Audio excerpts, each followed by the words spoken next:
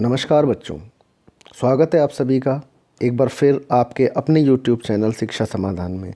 बच्चों, आज आपके लिए विज्ञान विषय में कक्षा 8 का एक पाठ में लेकर आया हूँ। पाठ का नाम है कोयला और पेट्रोलियम।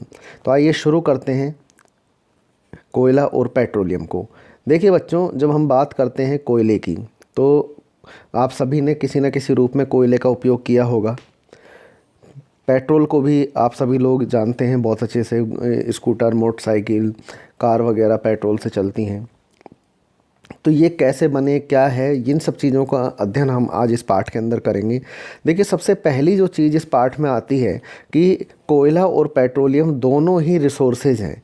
रिसोर्सेज यानी संसाधन है। तो संसाधन क्या होते हैं, तो आइए हम ये देखते हैं कि संसाधन क्या होते हैं। देखिए, संसाधन की जब हम बात करते हैं तो संसाधन वो होते हैं जिनका उपयोग हम जीवन में किसी न किसी रूप में करते हैं। जैसे जैसे देखिए, सूर्य हमें प्रकाश देता है, उस प्रकाश का बहुत तरीके से हम उपयोग करते हैं। हवा, पानी, जंगल या वन, खनिज जो है वो भी संसाधन है। पेट्रोलियम संसाधन है। वाहन जो हम उपयोग में लेते हैं, वन्य जीव और ज़मीन, ये सभी क्या हैं, संसाधन है। इनका उपयोग हम किसी ना किसी रूप में आवश्यक रूप से कहीं ना कहीं अब ज़रूर करते हैं। अब जब हम संसाधनों की बात करें तो ये इतने सारे हमने संसाधन देखे। इन सारे संसाधनों को दो हिस्सों में बांटा जा सकता है। कुछ तो ऐसे हैं जो प्रकृति के द्वारा हमको प्रदान किए गए हैं और कुछ ऐसे हैं जो हमने स्वयं उत्पन्न किए हैं। जैसे वाहन मनुष्य के द्वारा बनाया गया है। प्रकृति से जो प्राप्त संसाधन है उनको अगर हम देखें तो उनको दो हिस्सों में बांट सकते हैं। ऐसे संसाधन जो कभी ख़त्म नहीं होंगे, जैसे सूर्य का प्रकाश कभी भी ख़त्म नहीं होगा, हमेशा आपको मिलता रहेगा। हवा कभी ख़त्म नहीं होती, जितनी जब चाहिए आपको मिल जाएगी। ऐसे समुद्र के अंदर ज्वार भाटा है तो वो आता ही रहेगा, हज़ारों सालों से आ रहा है और जब तक पृथ्वी रहेगी तब तक ये ज्वार भाटा बनता रहेगा। तो हम दो तरह के संसाधनों की बात कर सकते हैं यहाँ पर। पहला जो संसाधन है वो है नवीनकरणीय यानी कि रिन्यूएबल, यानी आज आपने उपयोग किया तो उसके उपयोग करने से उनकी मात्रा पर कोई प्रभाव नहीं पड़ेगा, कल आपको फिर उतने के उतने ही वो मिलेंगे। दूसरे जो हैं वो हैं गैर नवीनकरणीय, यानी कि ऐसे संसाधन जिनका अगर आप उपयोग करते हैं तो उनकी मात्रा में लगातार धीरे धीरे क्या आती जाएगी, कमी आती जाएगी और वो फिर नवीन रूप से आपको नहीं मिल पाएंगे। तो दो प्रकार के हमने यहाँ संसाधनों को देखा। पहला जो प्रकृति में असीमित मात्रा में है, अनलिमिटेड है, कितना भी इनका उपयोग कर सकते हैं, जैसे सूर्य का प्रकाश, पानी, हवा और ज्वार भाटा से प्राप्त ऊर्जा। दूसरे गैर नवीनकरणीय, इनके अंदर कौन से आएंगे, जिनकी मात्रा कैसी है, सीमित है तो इनकी उपस्थिति जो लिमिटेड है। जैसे पेट्रोल फिक्स है, कोयला, खनिज और जंगल। अगर इनका हम सही ढंग से उपयोग नहीं करेंगे तो आने वाले इस भविष्य में हमको क्या हो सकती है, इनकी समस्या हो सकती है। तो आइए देखते हैं इनके बारे में।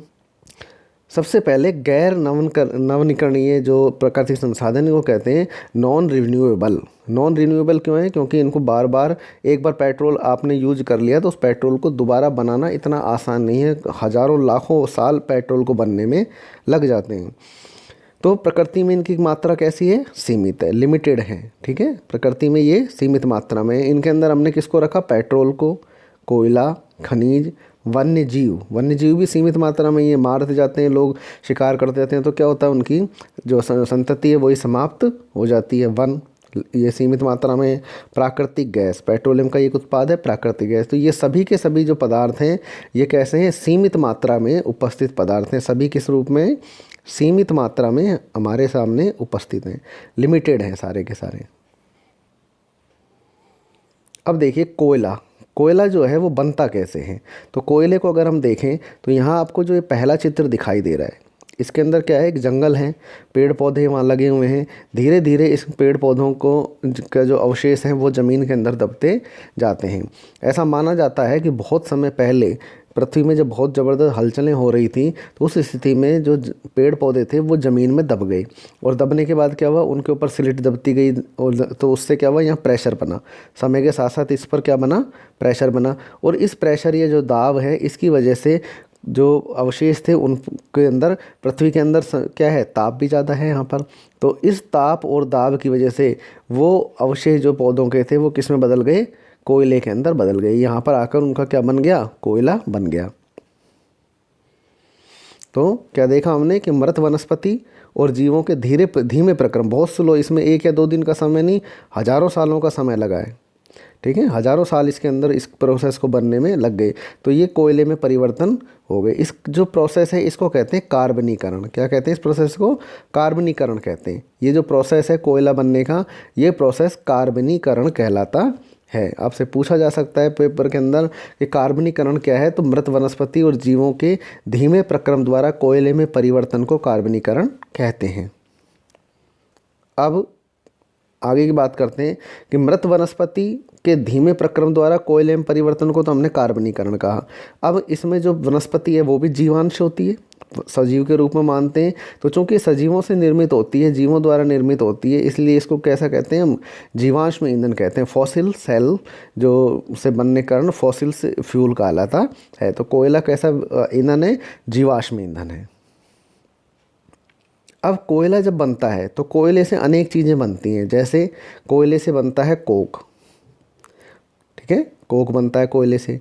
और क्या बनता है? एक बनता है कोलतार, ठीक है, कोलतार बनता है।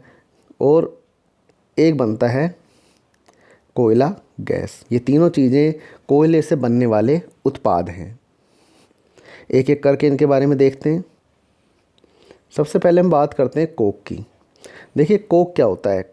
कोयला जो है इसके अंदर बहुत सारे अपशिष्ट पदार्थ हैं। ये कार्बन का एक शुद्ध रूप नहीं है। इसको शुद्ध कार्बन के अंदर परिवर्तन कर लिया जाता है। तो उस जो शुद्ध कार्बन में जब इसको परिवर्तन हो जाता है तो उसको हम क्या कहते हैं? कोक कहते हैं। इसमें से अशुद्धियों को हटा दिया जाता है और इसको शुद्धता की तरफ ले जाया जाता है। लगभग शुद्ध कार्बन के रूप में ये मान सकते हैं कि लगभग 98 से लेकर 99% इसके अंदर केवल क्या है? कार्बन है। इसका जो उपयोग मुख्य रूप से किया जाता है वो स्टील या जो अन्य धातुएं हैं उनके निष्कर्षण में इसका उपयोग किया जाता है, उनको साफ करने में इसका उपयोग करते हैं। अब बात आती है कोलतार क्या होता है। कोलतार आपने देखा होगा, सड़कों को निर्माण जब करता है तो वहाँ पर एक ब्लैक कलर का गाढ़ा सा द्रव होता है जिसको रोड़ी वगैरह के अंदर मिक्स करके और सड़कों पर डाला जाता है। हालांकि आजकल इसकी जगह पर बिटुमेन का उपयोग होने लगा है, वो भी पेट्रोलियम का एक सब उत्पाद है, लेकिन इसका पुराने टाइम से काफ़ी उपयोग हो रहा है। तो इसमें क्या करते हैं? कोयले से जब कोक बनाते हैं तो उस समय पर ये जो है डामर बोलते हैं इसको सामान्य भाषा के अंदर, तो ये डामर वहाँ से प्राप्त होता है। सह उत्पाद के रूप में निकलता है ये। इसका उपयोग सड़कों में काम आता है, सड़कें बनाने में काम आता है।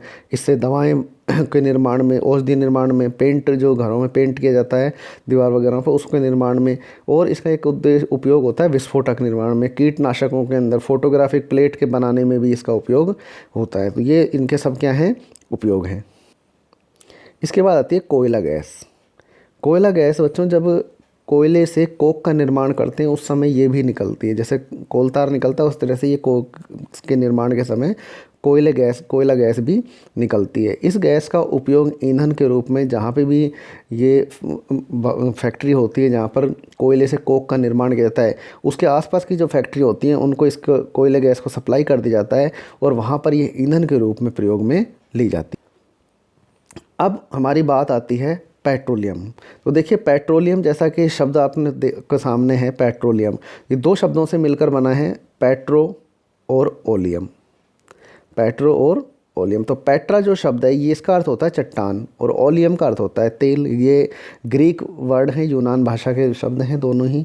तो पेट्रा मीन्स होता है चट्टान और ओलियम माने तेल। तो यानी ऐसा तेल जो कहाँ से निकले? चट्टानों से निकले। तो ऐसे तेल को जो चट्टानों से तेल निकलता है उसको हम क्या कहते हैं? पेट्रोलियम। अब देखिए पेट्रोलियम भी बिल्कुल वैसे ही जैसे कार्बन बना था उसी तरीके से ये बनता है। केवल अंतर इतना है कि कार्बन जो है वो वनस्पति का अवशेष है, जबकि जो पेट्रोल है, पेट्रोलियम पदार्थ हैं वो जीवों के अवशेष हैं, जंतुओं के अवशेष हैं। वह क्या कि बहुत लंबे समय तक जो समुद्र है उसके अंदर जीवांश नीचे गिरते रहते हैं। यहाँ पर जीवांश क्या होता है? समुद्र था, मान लीजिए समुद्र था और उस पर ये जीव लगातार मरते रहे और वहाँ पर इकट्ठे होते रहे। अब धीरे धीरे स्लिट उस पर जमा हो जाती है, ऊपर प्रेशर बढ़ने लगता है। जब यहाँ पर प्रेशर बढ़ने लगता है तो प्रेशर बढ़ने से, ताप बढ़ने से, दाब बढ़ने से वो जो जीवांश है उनके अंदर जो फैट होता है वो फैट किस में बदल जाता है? ऑयल के अंदर। और उसी साथ में क्या बनती है? कुछ गैस भी बनती है, मेथेन गैस वगैरह जो है ये बनने लगती हैं। तो ऐसी स्थिति में क्या होगा? धीरे धीरे यहाँ ऊपर स्लिट जमा होती चली गई, यानी ये ठोस ज़मीन बन गई। और इस ठोस ज़मीन के नीचे क्या बन गया, ये एक हिस्सा है जिसके अंदर पानी है, पानी के ऊपर ऑयल होगा और उसके अंदर ऊपर क्या होगी, गैस होगी। वहाँ पर 2 पाइप के थ्रू 2 कुएँ खोदे जाते हैं, एक से गैस निकाली जाती है और दूसरे से पेट्रोल निकाला जाता है। अब पेट्रोलियम जब निकलता है तो वो भूरे काले रंग का एक द्रव पदार्थ है, उसका डायरेक्ट उपयोग नहीं किया जा सकता क्योंकि वो किसी भी चीज़ के काम का नहीं होता है। उस समय पे गाढ़ा बहुत गंदा सा वो पदार्थ होता है, जिससे ना तो आप सीधे गाड़ियाँ चला सकते हैं, ना किसी ईंधन के रूप में उसको उपयोग कर सकते हैं, क्योंकि अगर ईंधन की तरह उसको उपयोग लेंगे तो वो तुरंत ब्लास्ट कर जाता है। तो उसको क्या किया जाता है, उसका किया जाता है परिष्करण। उसको पहले शोधन के लिए फैक्ट्री में ले जाता है, कारखाने में ले जाता है, वहाँ से उसका शोधन होता है। जब शोधन होता है तो उसमें सबसे पहले निकलती है द्रवित पेट्रोलियम गैस, इसको आप कहते हैं एलपीजी। अपने सिलेंडरों में जो भरी जाती है, सबसे पहली चीज़ ये निकलती है। फिर उससे निकलता है पेट्रोल जो आपके मोटरसाइकिल वगैरह चलाते हैं, फिर डीजल जो ट्रक वगैरह में डलता है, फिर मिट्टी का तेल कैरोसिन जिससे कहते हैं ना, स्टोव या लालटेन वगैरह जलाई जाती हैं, फिर मोबिल स्नेहक ऑयल जो आपने देखा होगा, साइकिल की चैन वगैरह कई बार सख्त हो जाती है, ये जंग लगने लगती है तो उसमें हम डलवाते हैं। फिर मोमबत्ती वाला जो मोम होता है, पैराफिन मोम, और उसके बाद निकलता है बिटुमेन। तो इस प्रकार से ये निकलते हैं। इनको साफ़ करने के लिए हम जो आसवन करते हैं, इसका एक विधि है आसवन विधि। क्या किया जाता है, आसवन किया जाता है। ये आसवन जो है विशेष प्रकार का आसवन होता है जिसको हम कहते हैं प्रभाजी आसवन। ठीक है,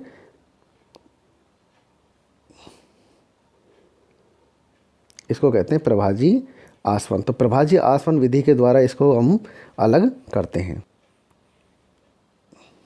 आपको यहाँ पर याद क्या करना है, एक तो पेट्रोलियम से कौन कौन से उत्पाद प्राप्त हो रहे हैं, तो द्रवित पेट्रोलियम गैस, पेट्रोल, डीजल, मिट्टी का तेल, स्नेहक, पैराफिन और बिटुमेन।